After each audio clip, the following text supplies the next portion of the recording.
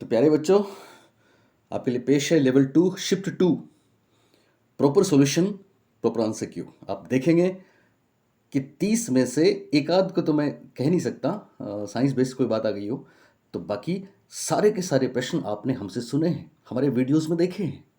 अब डिपेंड करता है कि आपने किस तरह से उनको लिया है। तो चलिए, आज आप रिलैक्स मूड में हैं तो इसको देख। और अब आप ये नहीं कह सकते कि सर आपकी क्वालिटी को हम शेयर कैसे करें, बाकी लोगों को पता लग जाएगा। ये तो सोल्यूशन है, इसको तो शेयर करेंगे। मैं अगली दूसरा वीडियो भी देने वाला हूँ, तीसरा भी देने वाला हूँ। प्रॉपर ऑथेंटिक सॉल्यूशन मैंने कोशिश की है, फिर भी फाइनल आंसर की हम मानेंगे बोर्ड की ही, क्योंकि गलती इंसान से हो सकती है। पर फिर भी मेरे ख्याल से वो सारी चीज़ें इसमें जो पेपर में आई हैं वो आप उनसे पहले से वाकिफ थे, परिचित थे। हमने आपसे बहुत बार डिस्कस किए हैं, हमारी बुक में भी सारी चीज़ें हैं। चलिए तो शुरू करते हैं। तो देखो, पहला प्रश्न है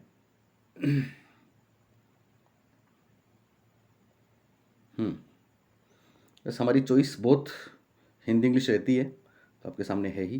पहला प्रश्न देखिए, अधिगम का अंतर्दृष्टि सिद्धांत किसके द्वारा प्रतिपादित किया गया था? Insight theory of learning was propounded by whom? पहला ऑप्शन है वोल्फगैंग कोहलर, दूसरा ऑप्शन है जेरोम ब्रूनर, तीसरा ऑप्शन है मार्टिन सेलिगमन, चौथा ऑप्शन है एरिक इरिक्सन। तो बोलिए राइट आंसर। मेरे ख्याल से सब लोग आंसर बता सकते हैं इसका।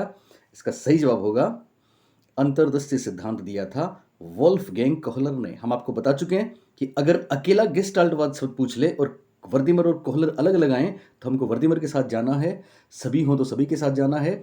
लेकिन अंतर्दृष्टि या फिर आहा अनुभव या सूक्ष्म सिद्धांत या सूझ का सिद्धांत, ये नाम जिनके जुड़ने से मिले वो थे कोहलर। लिहाजा इसका राइट आंसर आ जाएगा वोल्फगैंग कोहलर, क्योंकि यहाँ पे वर्दीमर का तो नामो निशान नहीं है।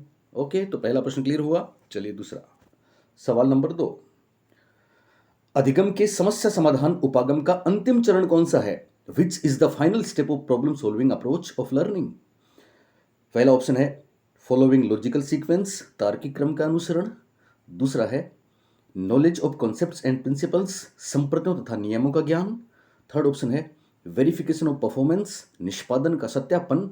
और चौथा है डेमोन्स्ट्रेशन ऑफ एक्टिविटी, क्रियाविधि का प्रदर्शन। तो हमेशा कॉमन सेंस की बात है, ध्यान रखना कि सब सत्यापन और वेरिफिकेशन कंक्लूजन और निष्कर्ष के बाद होता है, और निश्चित रूप से समस्या समाधान में ये होता है। तो निष्पादन का सत्यापन, मैं इस प्रश्न का आंसर आपको बताऊंगा। ओके, तीसरा प्रश्न, थर्ड वन देखिए, यूज ऑफ डिफेंस मैकेनिज्म। याद है कितनी बार हमने डिफेंस मैकेनिज्म शब्द आपके साथ यूज किया है?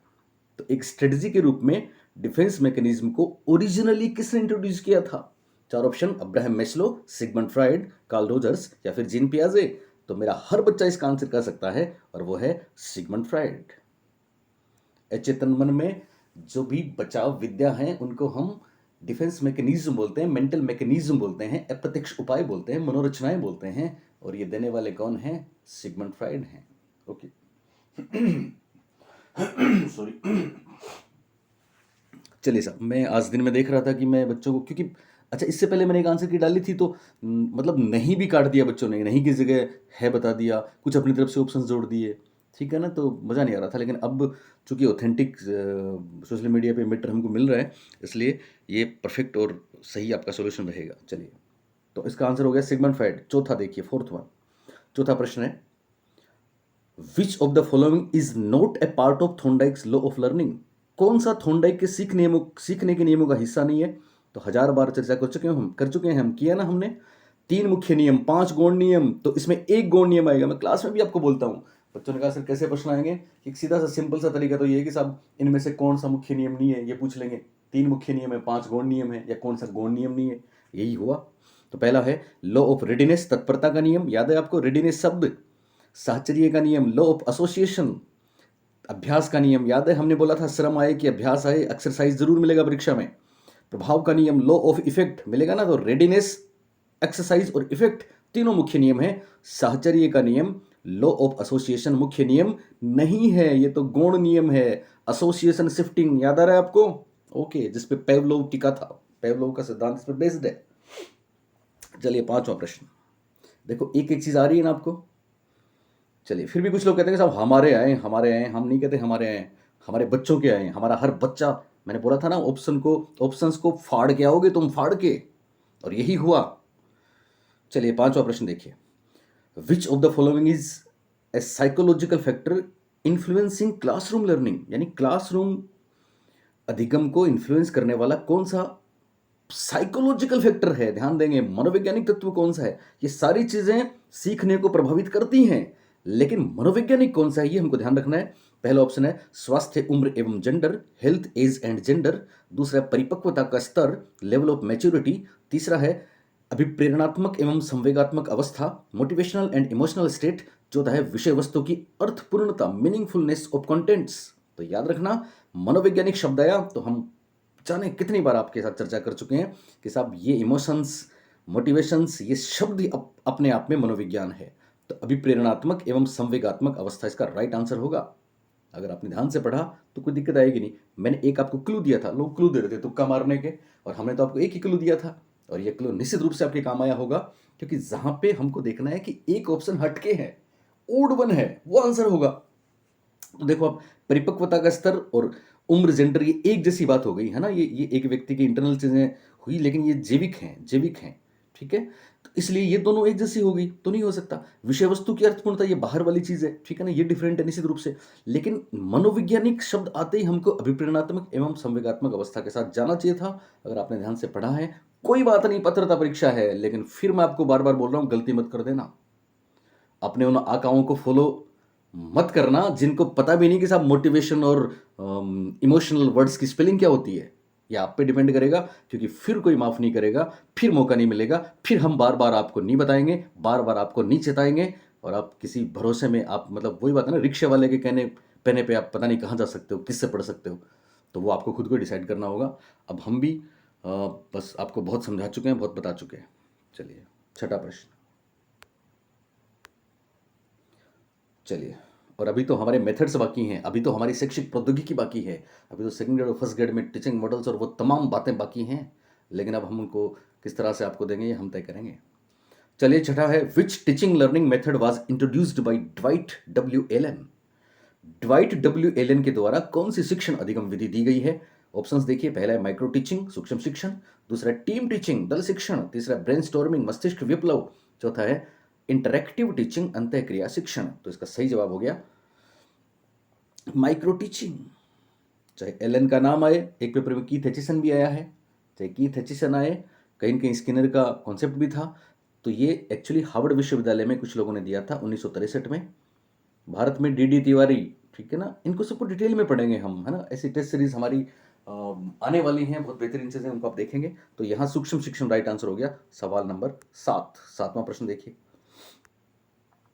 ओके, कितनी बार बताया, याद आया ना आपको, आया ना याद। चलिए 7वां देखिए, which are 3 important components of motivational cycle. अभिप्रेरणा चक्र याद आ गया आपको, एनडीआई कितनी बार बताया था हमने, एनडीआई याद है, एनडीआई, और एनडीआई किस में है, एन एरो डी एरो आई, याद आ गया। ओके, ये है बी में, सही जवाब होगा आवश्यकता, अंतर्नोद या प्रोत्साहन। आप में बहुत से बच्चे ऐसे हैं जो मेरे को पहली बार सुन रहे हैं, अभी रोक के इसको अपना चैनल सब्सक्राइब कर लें और फिर हमारे साथ जुड़ जाएं। मंजिल आपके सामने है, वक्त बहुत कम है, चीज़ों को समझना है, और अब भी आप बेवकूफ़ों की तरह अपना रास्ता खुद तलाशते रहे तो फिर हमें मत बोलना, क्योंकि एनडीआई आपको पता है, राजस्थान में एनडीआई सबसे पहले हमने बताया था। आज दुनिया एनडीआई की बात करती होगी, लेकिन एनडीआई का कॉन्सेप्ट आप कितना आसानी से कर पाए होंगे इस पेपर में, जो मेरे को सुन रहे हैं इस बात को समझते होंगे। ओके, चलिए नेक्स्ट 8वां प्रश्न, which of the following is an example of extrinsic motivation. याद है ना, कितनी बार हमने बात करी है एक्सट्रिंजिक, इंट्रिंजिक, याद है आपको। बाह्य अभिप्रेरणा कौन सी है, हमने कितनी बार आपको बोला है क्लास में कि दंड खराब है तो पुरस्कार भी खराब है, दंड बाह्य है तो पुरस्कार भी बाह्य है, बाकी तीनों चीजें आंतरिक हैं, इंट्रिंसिक हैं, तो इसका जवाब होगा पुरस्कार। एकदम नए और मासूम बच्चे मेरे को कमेंट करके ये मत पूछना सर पुरस्कार बाह्य कैसे होता है, इसके लिए तो आपको हमारी डिटेल में क्लास लेनी पड़ेगी। अब तक आपने नहीं ली तो क्यों नहीं ली हम नहीं जानते। 9th one, which of the following is not a type of teaching according to stage of teaching. Okay, बहुत अच्छा प्रश्न है। शिक्षण के स्तर, 3 स्तर पता ही हमको, स्मृति स्तर, ज्ञान स्तर, हर्बर्ट याद है, बोध स्तर, मॉरिसन, चिंतन स्तर, हंट, तो प्रदर्शन स्तर नहीं है ना हर चीज बुक में। अब तक आपने जो भी देखा है, अच्छा मैं आपको पेज नंबर नहीं दिखाऊंगा, है ना, लोग पेज नंबर दिखाते हैं मेरे इस बुक में पेज नंबर है, हमारे तो बच्चों के टिप्स पे हैं जिन्होंने हमसे पढ़ा है, भले ही ऑफलाइन भले ही ऑनलाइन। तो चिंतन के स्तर 3 हो गए ना, उसमें से प्रदर्शन स्तर, डेमोन्स्ट्रेशन स्टेज नहीं है, जो इसका आंसर हो गया। चलिए 10वां प्रश्न। एनसीएफ 2005 जो वहां पे लिखा हुआ है अपने नेशनल करिकुलम फ्रेमवर्क कब इंट्रोड्यूस हुआ? 2005 में हुआ। अब देखो हिंदी में क्या होता है, मैं पहली बार मेरे को किसी ने पूछा प्रस्तावित कब किया, प्रस्ताव कब आया था साहब इसका, तो कितना कंफ्यूजिंग है, प्रस्तावित जरूरत नहीं है, इंट्रोडक्शन, इंट्रोड्यूस कब हुआ? 2005 में हुआ। 11वां प्रश्न। चलिए, which assessment type is not related to teaching learning process? समझना, कॉमन सेंस कॉन्सेप्ट रखना है। अभी प्रोसेस चल रहा है टीचिंग लर्निंग का, उससे संबंधित कौन सा नहीं है? उपलब्धि अचीवमेंट, या कॉन्टिन्यूअस सतत, या क्लिनिकल नैदानिक, या फिर रेमेडियल उपचारात्मक। तो ये भी चालू है, ये भी चालू है, ये भी चालू है, ये बाद की बात है। अचीवमेंट तो, उपलब्धि तो बाद की बात है। इसका मतलब ये 3 फॉर्मेटिव है, एक समेटिव है। इसका आंसर हो जाएगा ए, अचीवमेंट। 12वां प्रश्न। Okay, main objective of action research is dash activity, या डायग्नोस्टिक, या डिस्क्रिप्टिव, या फिर ट्रांसफॉर्मेटिव। क्रियात्मक अनुसंधान का प्रमुख उद्देश्य क्या है? क्रियाविधि, या नैदानिक, या रूपांतरकारी, या विवरणात्मक। विवरणात्मक नहीं हो सकता, ट्रांसफॉर्मेटिव नहीं है। बच गए 2, एक्टिविटी और डायग्नोस्टिक। निश्चित रूप से एक्टिविटी होती है इसमें, पर the best answer is diagnostic. मैं जाऊंगा नैदानिक के साथ। नैदानिक, ये नैदानिक है क्योंकि समस्या का कारण पकड़ते हैं हम। बच्चा स्कूल से क्यों भाग जाता है, लड़की क्यों देर से आती है, छात्र क्यों होमवर्क नहीं कर पा रहे हैं, इसका कारण ढूंढेंगे। नैदानिक। 13वां प्रश्न। Which of the following is not true for the construction of achievement test? यानी उपलब्धि परीक्षण के निर्माण में कौन सी एक बात सही नहीं है? कौन सी? कितनी बार कितनी बार कितनी बार हमने आपको बताई हैं ये बातें। विश्वसनीयता, वैधता, वस्तुनिष्ठता, मूल्यांकन। उपलब्धि परीक्षण निर्माण के लिए निम्न में से कौन सा सत्य नहीं है? विश्वसनीयता, वैधता, वस्तुनिष्ठता, मूल्यांकन। हालांकि इसमें इन्होंने जो निर्माण शब्द दिया है वो नहीं देना चाहिए था, मैं आपको फिर बता दूं। तो फिर हम इसको समझेंगे। एक्चुअली ये उपलब्धि परीक्षण की कौन सी एक विशेषता नहीं है, इस रूप में सवाल था, पूछने का मोटो यही था। तो जहां भी विश्वसनीयता होगी, वैधता भी होगी, वस्तुनिष्ठता भी होगी। अब आप समझें इसको। हालांकि उपलब्धि परीक्षण का जब निर्माण करते हैं तो हम इस बात की भी जांच करते हैं कि प्रश्नों का जो स्तर हमने बनाया है वो कठिनाई स्तर कितना है, उनकी जांच करते हैं ना। आपके उस एनालिसिस मेथड पे, हर आइटम एनालिसिस मेथड पे करते हैं ना जांच। ब्लूप्रिंट बनाते हैं, फिर प्रश्नों की रचना करते हैं, फिर प्रश्नों को छांटते हैं, प्रश्नों का चयन करते हैं। तो कहीं ना कहीं मूल्यांकन का प्रोसेस चलता रहता है। लेकिन हमारा क्लू याद रखना, 2 बातें यहाँ पे आपको बता रही हैं कि ओड वन कौन सा है। तीनों में ये अलग है, ये ओड वन है, लिहाजा ये गारंटी से आंसर होगा मूल्यांकन। दूसरी बात, विश्वसनीयता, वैधता, वस्तुनिष्ठता तीनों साथ साथ चलती हैं, तो इसका आंसर कर देंगे मूल्यांकन। कम से कम 5 या 6 प्रश्नों में हमारा वो क्लू जिसने हमको ध्यान से सुना था। बच्चों के जाने कितने कमेंट्स आ रहे हैं कि सर दुनिया पता नहीं क्या क्या क्लू बता रही थी, पर आपने जो क्लू बताया कि साहब 2 एक जैसे ऑप्शंस मिल जाएं तो दोनों को ही काट देना, वो आंसर नहीं होंगे, और लिहाजा हमारे 5 या 6 या 7 या 10 सवाल सही हो गए। तो एक एक शब्द कितना, लफ्ज कितना इंपॉर्टेंट हो सकता है किसी का, ये जाना आपने, समझा आपने। और एकदम नए मासूम बच्चों, आपके लिए फिर एक चांस है। फिर उस संकट मोचक ने भेजा होगा हमको आपसे मिलने के लिए। तो मेरी इसी बात को सुन के तुरंत सब्सक्राइब कर लें। और आगे क्या करना है, बड़ी बड़ी रणनीतियों में नहीं उलझाऊंगा, टू दी पॉइंट, सीधी छोटी बात करूंगा, लेकिन बाईलैंग्वेज बात करूंगा, सिलेक्शन की बात करूंगा, और मैं दूंगा। लेकिन आपको वही बात है ना, वफा दस्तूर का निभाना पड़ेगा, क्योंकि ये बाइलेटरल है, एक तरफा नहीं है। शब्दों से खेलना हमने आपको सिखाया, कॉन्सेप्चुअल चीज़ें हमने आपको सिखाई, और सब कुछ आपके सामने है, शीशे की तरह सामने है। पर हमने ये तो नहीं कहा कि सिर्फ हमारा ही है, और आपने भी ये नहीं बताया कि क्या बोलूं मैं। चलिए, तो मूल्यांकन 14th। 14वां प्रश्न देखिए। विच of the following is not a stage of psychosexual development? कितनी बार हमने आपको बताया है, साइकोसेक्सुअल आए तो फ्राइड, साइकोसोशियल आए तो एरिक एरिक्सन, मनोलैंगिक विकास की बात आई तो सिगमंड फ्राइड। और 5 स्टेज याद है आपको? Oral, anal, phallic, latency, genital. तो फेलिक है साहब इसमें, एनल है इसमें, लेटेंसी है इसमें। ओडिपस कॉम्प्लेक्स कोई स्टेज नहीं है, बल्कि ये तो एक मनोग्रंथि है साहब। इलेक्ट्रा गर्ल्स में, ओडिपस बॉयज में। याद है आपको इंग्लिश लिटरेचर की वो कहानियां जो हमने आपके साथ क्लास में शेयर की थी, ओडिपस राजकुमार की, ग्रीक राजकुमार की कहानी। तो ध्यान देंगे, सिगमंड फ्राइड ने फेलिक स्टेज भी बताई है, एनएल भी बताई है, लेटेंसी बताई है, लेकिन ओडिपस स्टेज नहीं बताई। ओडिपस तो एक कॉम्प्लेक्स था। तो इसका जवाब ओडिपस ओडिपस कॉम्प्लेक्स स्टेज हो जाएगा। मनोलैंगिक विकास की अवस्था कौन सी नहीं है? तो इडिपस कॉम्प्लेक्स अवस्था नहीं है साहब। सी इसका आंसर होगा। क्या होगा? सी आंसर होगा। Okay, next 15th। ओके, कितनी बेहतरीन चीज़ें हैं, बेहतरीन बेहतरीन बेहतरीन। जीन पियाजे, कितनी बार बोला हमने, इस वीडियो को ध्यान से देखो। अभी ये तो पात्रता है, आपको एहसास होगा एक एक प्रश्न का। जब आप नौकरी के लिए जाओगे, वहाँ भूल करोगे तो कोई माफ़ नहीं करेगा, कोई माफ़ नहीं करेगा। दुनिया बड़ी जालिम है। अभी मैं भी कहने लग गया ये बात, पहले नहीं कहता था। चलिए साहब, कौन सा जीन पियाजे का नहीं है साहब? पहला है स्कीमा, है कि नहीं? जीन पियाजे का स्कीमा है। Acquisition, assimilation, accommodation. एसिमिलेशन भी है, एकोमोडेशन भी है, स्कीमा भी है, एक्विजिशन नहीं है। अर्जन नहीं है, अधिग्रहण नहीं है। एक्विजिशन चोमस्की का भाषा अर्जन है, एक्विजिशन स्किनर का भाषा अर्जन हो सकता है, लेकिन जीन पियाजे का नहीं है। जीन पियाजे तो स्कीमा, असिमिलेशन और अकोमोडेशन की बात करते हैं। क्या होता है ये सब हम आपको बता भी चुके हैं। अगले कुछ वीडियोज़ में इनके बारे में कई व्याख्या की जरूरत पड़ी तो मैं करूँगा। और जो बच्चे केवल शिफ्ट 2 के हैं, उनसे मैं गुजारिश करूँगा कि मेरे अगले वीडियोज़, भले ही वो लेवल 1 का हो, भले ही वो शिफ्ट 3 का हो, शिफ्ट 4 का हो, आपको सारे देखने हैं, क्योंकि एक समझ, एक कॉन्सेप्ट आपके बनेंगे साइकोलॉजी के। और ये निश्चित रूप से आने वाले 3 महीने में, 4 महीने में, 6 महीने में आपकी जो 3 बड़ी परीक्षाएं होने वाली हैं उसमें काम आएंगे। चौथी पीटीआई की उसमें भी काम आएंगे, सीटेट में भी काम आएंगे, DSSS में भी काम आएंगे। जब तक जॉब नहीं लगेगा तब तक ये सारी चीज़ें आपके काम आएंगी। चलिए 16वां प्रश्न, बहुत प्यारा सा प्रश्न है, साइंस बेस्ड था। पेयर्स ऑफ जीन्स, यानी जीन्स का जोड़ा, that occupy specific location on particular chromosome, यानी पर्टिकुलर एक क्रोमोजोम पे लोकेटेड होते हैं जीन्स के जोड़े।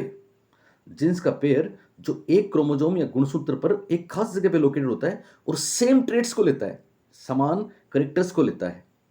ठीक है, क्या है? कैरियोटाइप, आरएनए, एलील और ऑटोजोम्स। तो इसका सही जवाब होगा ऑप्शन नंबर 3, एलील। एलील नाम सुने कभी?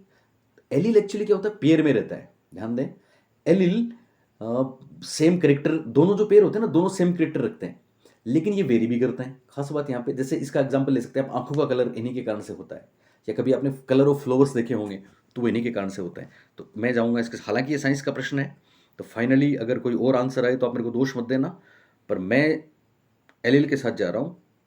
मेरे हिसाब से सही जवाब है एलिल। क्या हो जाएगा? एलिल। ओके, नेक्स्ट 16वां प्रश्न, 17वां प्रश्न, बहुत प्यारा सा प्रश्न है। Individual differences in career choice, कितनी बार हमने आपको बताया, याद है अभी मेरी कुछ ऑफलाइन क्लासेस में? अच्छा, मैं क्या बोलूँ अब, इसीलिए हम कह रहे थे कि ऐप ले लो, साइकोलॉजी ऐप ले लो, लेकिन आपने, चलो कोई बात नहीं, आपकी पात्रता क्लियर होगी, लेकिन आप ध्यान रखना बार बार नहीं बोलेंगे, क्योंकि कैरियर चॉइस, आपको याद है हम एक शब्द बार बार बोलते थे, प्रिडिक्शन, भविष्यवाणी, सब्जेक्ट सिलेक्शन, कैरियर सिलेक्शन। हालांकि ये जो सवाल आया है ये रीट के सिलेबस से बाहर का है, एप्टीट्यूड का सवाल है, सेकंड ग्रेड का सवाल है, पर फिर भी व्यवसाय के चयन में, यानी हम सब अलग अलग हैं, ये व्यक्तिगत भिन्नताओं की बात है, पर कौन सा व्यवसाय हम चुने, किस व्यवसाय में हम जाएं, कौन से क्षेत्र में हम कमाल कर सकते हैं, इसको डिसाइड करता है एप्टीट्यूड। इसको डिसाइड करती है अभिक्षमता। आपको पता है ना, टीचर्स एप्टीट्यूड टेस्ट। एप्टीट्यूड वो जन्मजात योग्यता है जो एक बच्चे को कौन से क्षेत्र में, कौन से व्यवसाय में, कौन से विषय में जाना है, इसकी भविष्यवाणी करने में सहायता देती है, किसी कौशल को अर्जन करने में सहायता देती है। लेकिन खास बात, प्रशिक्षण के उपरांत, ये हमने आपको बहुत बार बताया है, यह अभिक्षमता है। जैसे शिक्षक बनने से पहले आपको टीचर्स एप्टीट्यूड टेस्ट से गुजरना होता है, पीटीटी की परीक्षा में आपको टीचर्स एप्टीट्यूड टेस्ट क्लियर करना होता है, उसके बाद आपको बीएड की ट्रेनिंग दी जाती है। सेम वैसे क्लरिकल एप्टीट्यूड टेस्ट से लेकर बहुत सी बातें मेरे पिछले वीडियोज़ में मैंने आपको डीएटी डेट तक बताया था, डिफरेंशिएट एप्टीट्यूड टेस्ट, वहाँ ये तमाम बातें बताई थी। जिसने भी ध्यान से इस बात को सुन लिया वो इसको आंसर करके आएगा।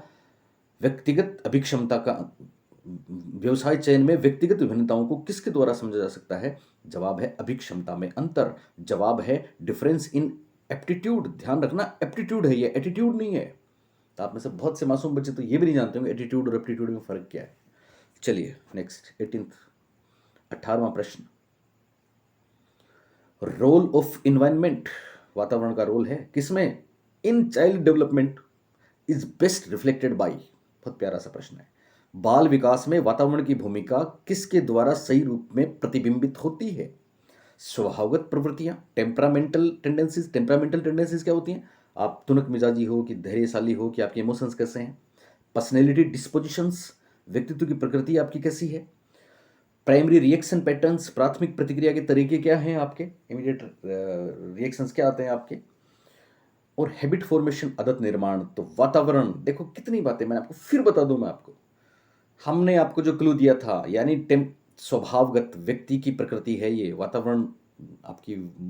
मैंने प्रकृति पोषण में बताई थी। अब बात आपको पेड़ पौधों वाली प्रकृति नहीं है, ये इंसान का नेचर है, ह्यूमन नेचर।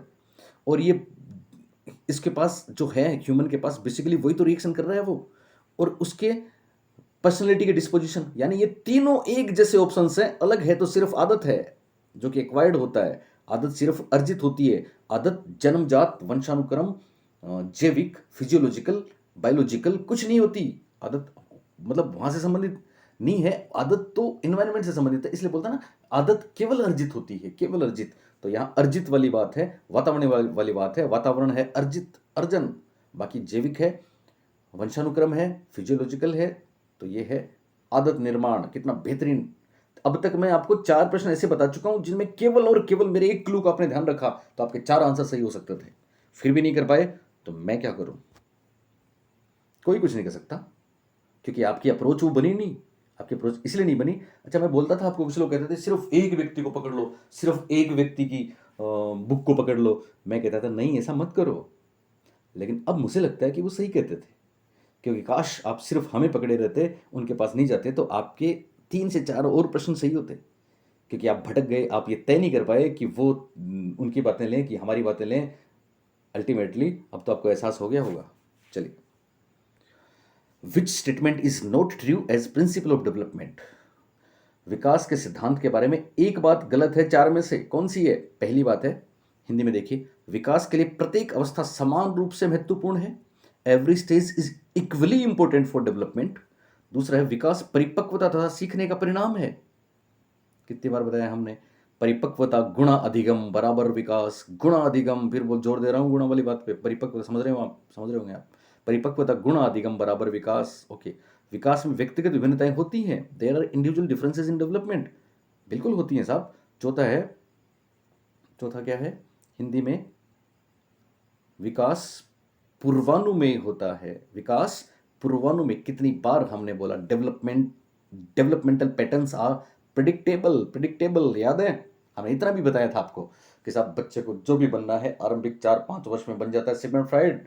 हमने तो ये भी बोला था, boy is the father of man and girl is the mother of women. हमने तो ये भी बोला था, एडलर का वो स्टेटमेंट कि जन्म लेते ही तय हो जाता है भविष्य जीवन में इसका क्या स्थान है। और हमने तो स्ट्रेंग की वो बात भी आपको बताई थी कि जिंदगी के पहले 2 वर्ष भावी जीवन का प्लेटफॉर्म है, शिलान्यास करते हैं। इसका मतलब विकास के बारे में भविष्यवाणी संभव है, पूर्वानुमेय है। विकास में व्यक्तिगत विभिन्नताएं होती हैं, क्योंकि सबकी विकास की दर, रेट अलग अलग होती है। विकास परिपक्वता और सीखने का परिणाम है। आंसर आ जाएगा ऑप्शन नंबर 1। विकास के लिए प्रत्येक अवस्था समान रूप से महत्वपूर्ण नहीं है, बताया ना आपको।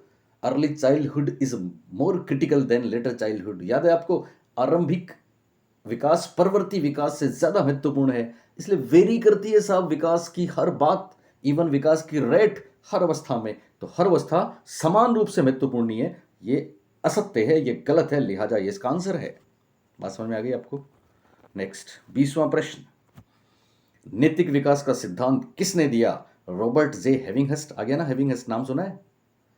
हमी से मोहब्बत, हमी से जुदाई, हमारा हमी से तो ये नाम सुना है आपने। हेविंगहस्ट, लॉरेंस कोहलबर्ग, एलिजाबेथ हरलोक या फिर लेव वाइगोत्स्की। बोला था ना, पेपर में चेहरा दिखेगा, दिख रहा है। नैतिक विकास का सिद्धांत किसने दिया? तो आप में से हर कोई बता देगा लॉरेंस कोहलबर्ग ने दिया। हालांकि इनका दूसरा था, पहला जीन पियाजे का था। नेक्स्ट, हैविंग हस्ट की बात याद है ना, डेवलपमेंटल टास्क आया नहीं अभी, लेकिन आएगा कभी। नेक्स्ट, रॉबर्ट जे स्टर्न, कितनी बार हमने बोला Sternberg Sternberg Sternberg, try archaic try archaic try archaic, याद है आपको? कितनी बार हमने बोला आपको ये try archaic, try archaic theory. अब यहां पे देखो, हिंदी फिर मैं बोलता हूं, हिंदी इंग्लिश में क्या कमाल है। त्रिआयामी, त्रिआयामी नाम देख के जाने कितने मासूम बच्चे, और वो हैं इस लायक क्योंकि हमने कितनी दफा बोला बाइलिंगुअल इंग्लिश के टर्म्स साइकोलॉजी में। अब आप सोचिए, त्रिआयामी सिद्धांत तो गिलफोर्ड ने दिया है साहब, तो कौन करेगा इसको त्रिआयामी? बिल्कुल नहीं कर पाएगा जो केवल हिंदी में पढ़ के करके आया है। लेकिन जिसने ट्राई आर्किक देख लिया, आंख बंद करके करेगा, रॉबर्ट स्टर्नबर्ग। इसका जवाब आएगा ट्राई आर्किक। तो यहां त्रिआयामी आंसर सी में है, इसलिए हम त्रिआयामी के साथ जाएंगे। ये नहीं कह सकते साहब बोनस दिलवाओ, ये तो आप उनसे बोलें जिनसे आपने हिंदी में मनोविज्ञान पढ़ा है कि बोनस दिलवाओ। अब तो कहाँ से दिलवाएंगे बोनस? Try archaic. मैंने आप ये भी बताया था आपको कि याद रखना, मल्टी फैक्टर आएगा तो फिर थॉर्नडाइक आएगा, ग्रुप फैक्टर आएगा तो थर्स्टन आएगा, मल्टीपल इंटेलिजेंस आएगा तो फिर हार्वर्ड गार्डनर आएगा। हमने आपको हायरार्किकल थ्योरी के बारे में बताया था, बर्ट और वरन आएगा। टू फैक्टर आए कि ट्राई फैक्टर आए, स्पीयरमैन आएगा। तो याद है रॉबर्ट जे स्टर्नबर्ग, त्रिआयामी सिद्धांत। ओके नेक्स्ट, मज़ा आ रहा है, मेरे को बहुत अच्छा लग रहा है, क्योंकि मुझे मुझे इसलिए अच्छा लग रहा है कि बहुत से ऐसे बच्चे मेरे को अभी देखेंगे, इस वीडियो को जो देख रहे हैं, उनको एहसास तो हो कि क्या होती है साइकोलॉजी। फिर भी आपको एहसास नहीं है तो फिर आपकी राहें और हमारी राहें जुदा हैं। हालांकि वो बात अपनी जगह सही है कि आपके ख्वाब और हमारे ख्वाब जुदा नहीं हैं, बस राहें जुदा हैं। 22nd, which of the following is a performance test of intelligence? Performance test कौन सा एक निष्पाद, अब निष्पत्ति शब्द आते ही कंफ्यूज हो गए साहब, होना ही था, केवल हिंदी पढ़ते हो ना। कौन सा निष्पादन परीक्षण है? निष्पत्ति निष्पादन एक ही होता है, इवन उपलब्धि भी वही होता है। कौन सा एक है? तो जलोटा सामान्य बुद्धि परीक्षण। याद है जलोटा के लिए हमने लास्ट वीडियो में सारी बातें बोली थी कि मानसिक योग्यता शब्द है जलोटा, ठीक है। आर्मी अल्फा आर्मी बीटा, ये तो सामूहिक परीक्षण है, पता है आपको। आर्मी अल्फा शाब्दिक था, आर्मिक बीटा अशाब्दिक था, तो ये तो शाब्दिक है। जलोटा भी शाब्दिक है, गए दोनों। ड्राएमैन और भाटिया निश्चित रूप से दोनों ही अशाब्दिक हैं, पर केवल अशाब्दिक नहीं है, बल्कि जनरली ये पूछा जाता है। ड्राएमैन ध्यान रखना कल्चर फ्री है, और भाटिया परफॉर्मेंस है। बैटरी याद है, बैटरी 5 उप परीक्षण दिए थे भाटिया ने, और 10 से 16 वर्ष के बच्चों की बात करी थी। भाटिया परीक्षण बैटरी 1955 में। चलिए, तो इसका जवाब हो जाएगा Bhatia battery. 23rd, which of the following concept is not true to the nature of for the nature of individual differences? Normal probability, learning similarity, variability, interrelationship of traits, शील गुण। व्यक्तिगत विभिन्नताओं की प्रकृति के लिए निम्न में कौन सी अवधारणा सत्य नहीं है? कौन सी बात गलत है इंडिविजुअल डिफरेंसेस के बारे में?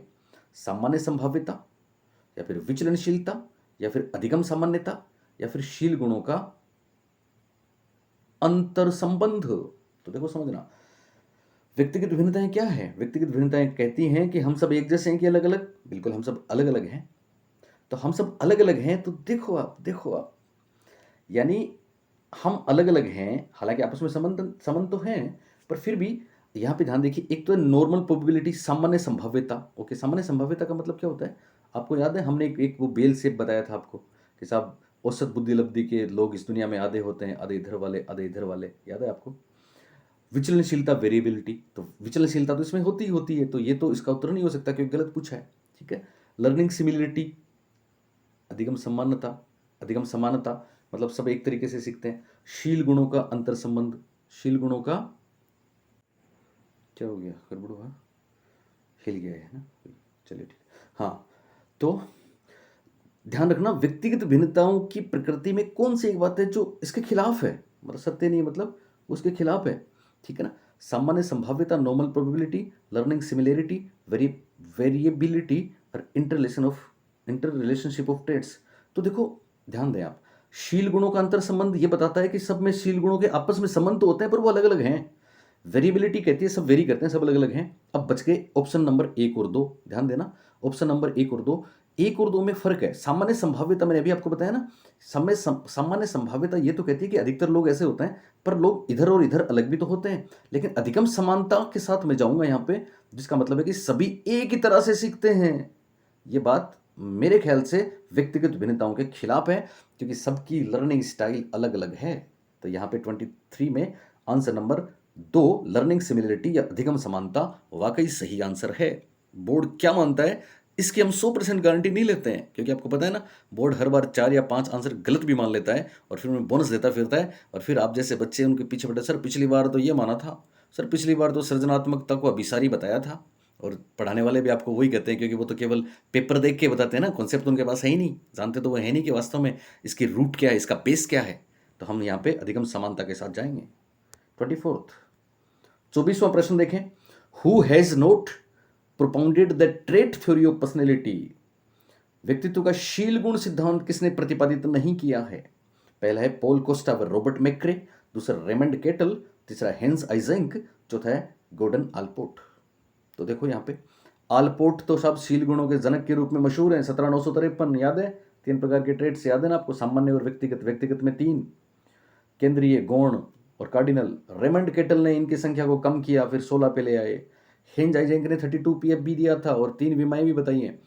और पोल कोस्टा और रॉबर्ट मैक्रे इन्होंने दिया है ओशियन मॉडल, व्यक्तित्व का द बिग 5 मॉडल। ठीक है ना, बिग 5 मॉडल। हालांकि मैं अगर सही तरीके से देखा जाए तो इस प्रश्न में बोनस की मांग करूंगा, क्योंकि कहीं ना कहीं बिग 5 मॉडल भी ट्रेड्स की बात करता है, केटल भी ट्रेड्स की बात करते हैं, आलपोर्ट भी ट्रेड्स की बात करते हैं, आइजेंक भी ट्रेड की बात करते हैं। लेकिन फिर भी अगर हम यहाँ पे जाएं तो फिर मैं ए के साथ जाऊंगा, पॉल कोस्टा व रॉबर्ट मैक्रे। Next 25th। याद है किस कदर हमने चर्चाएं की हैं, कितनी बार हमने तो आपको जेएमपीआई भी बताया है, जोधपुर मल्टीफेजिक पर्सनालिटी इन्वेंटरी। याद है आपको? कौन सा व्यक्तित्व परीक्षण नैदानिक निदान के लिए वैध है? वैध है। आपको पता है 10 क्लिनिकल स्किल्स तक हमने आपको बताई हैं, सिजोफ्रेनिया से लेके पैरानोइया से लेके फेमिनिटी मस्कुलिनिटी तक। कौन सा व्यक्तित्व परीक्षण नैदानिक निदान के लिए वैध है, क्लिनिकल डायग्नोस के लिए परफेक्ट है?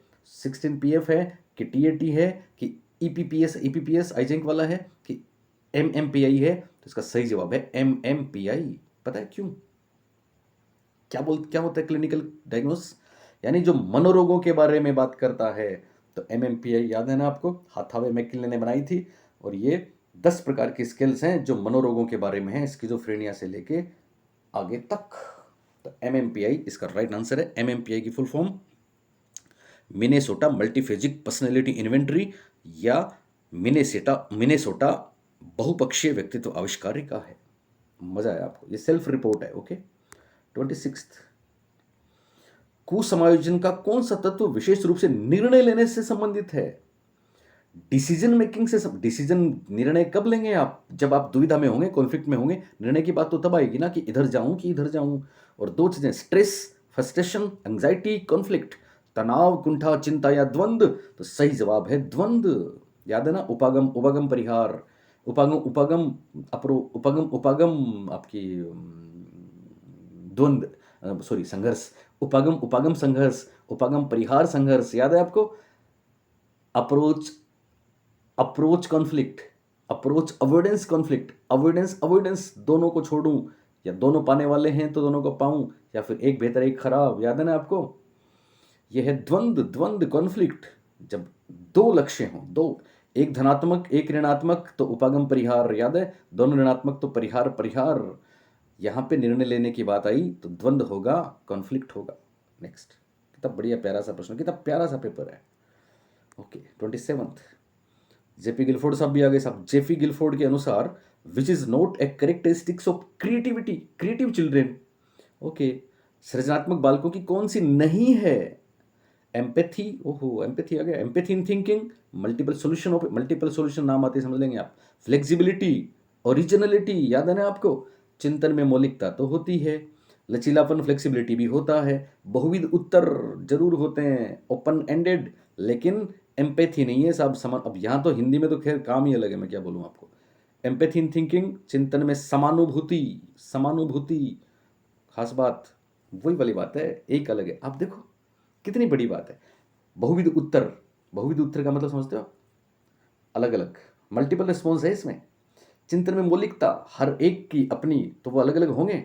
लचीलापन अलग अलग होगा, लेकिन समानुभूति, समानुभूति समानता की बात करती है कि सब एक ही तरह से एक ही पैटर्न पे सोचेंगे, ये गिलफर्ड नहीं बताते। तो ए आंसर हो गया। आपको याद है ना 4 चीज़ें? फ्लेक्सिबिलिटी, एक फ्लेक्सिबिलिटी था, एक फ्लुएंसी था, याद है ना?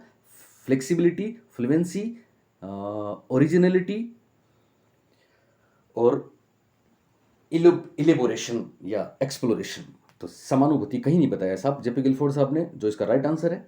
नेक्स्ट, ट्राइसोमी, पता है ना, मेरे पिछले वीडियो, अगर आप में से किसी ने मेरे लास्ट के 10 वीडियोस देखे हैं तो मेरा दावा है कि इसमें 26, 27 और 28 तक जा सकता है। मैं कई बार कहता हूँ कि हमारी एक दिन की क्लास में 36 में 26 आए थे, तो हमारे लास्ट के 5 या 6 वीडियोस जिन लोगों ने देखे हैं तो 26, 27, जिन्होंने पूरी क्लासेस ली हैं वो 28 प्लस है, 29, 30, 30 आउट ऑफ 30 बहुत से बच्चे आए हैं।